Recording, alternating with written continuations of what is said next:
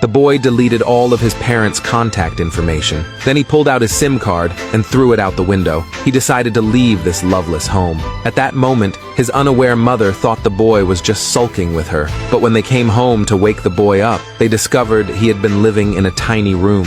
Even his blanket was just a thin layer. Only then did his parents realize how hard life had been for him all these years back home. It turned out the boy's parents had been working abroad the whole time. He had been raised by his grandmother since he was a child. He deeply longed for his parents' presence. To get them to come back and see him, he studied desperately hard. Even though he scored full marks every time, his parents always had various excuses to refuse. But what the boy didn't know was his parents would rather travel with his younger siblings than return to their hometown.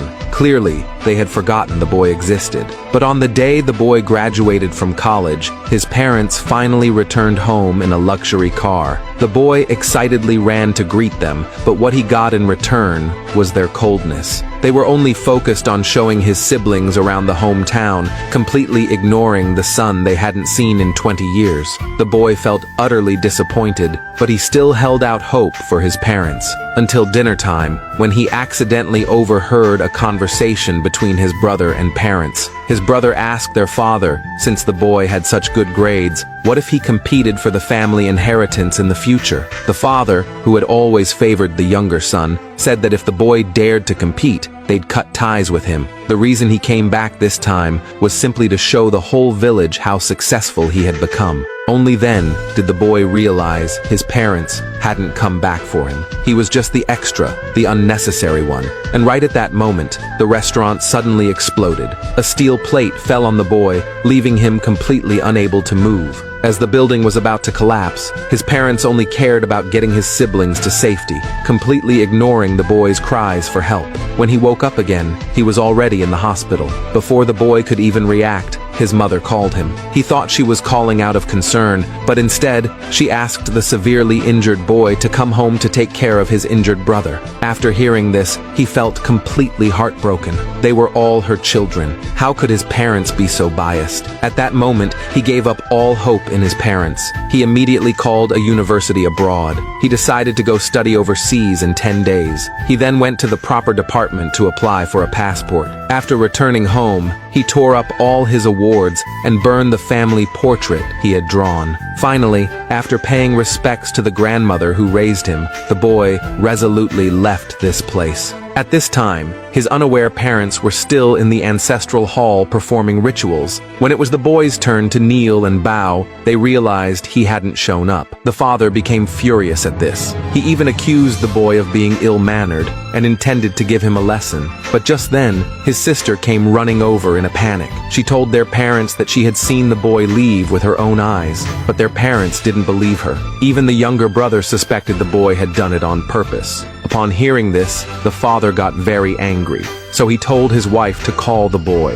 When the boy didn't answer, the father asked the daughter to try calling him, but still, no one picked up. Only then did the family start to feel something was wrong, so they went home to look for him. Unbeknownst to them, the boy was already on his way to the airport. When they all got back home, they found that the boy wasn't there. At that moment, the mother remembered she had seen the boy go to the immigration office that day. She suspected that he had already left the country, but the father didn't believe his son had the money to go abroad. On their daughter's suggestion, they decided to look for him in his room, but the mother froze, because she didn't even know which room was the boy's, so they searched every room in the house, but they couldn't find any trace of him until they found the boy's journal in one of the rooms. Only then did the family realize how much the boy had suffered over the years. The reason he left was surely because he was too disappointed in his family.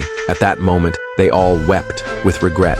To make it up to the boy, the three of them decided to bring him back, but just as they stepped out, they ran into the boy's teacher. The teacher immediately scolded them for being irresponsible. Not only had they not come home in years to see the child, but even when the boy's grandmother was hospitalized, they hadn't sent money for her hospital bills. The boy had to work part-time to barely get by.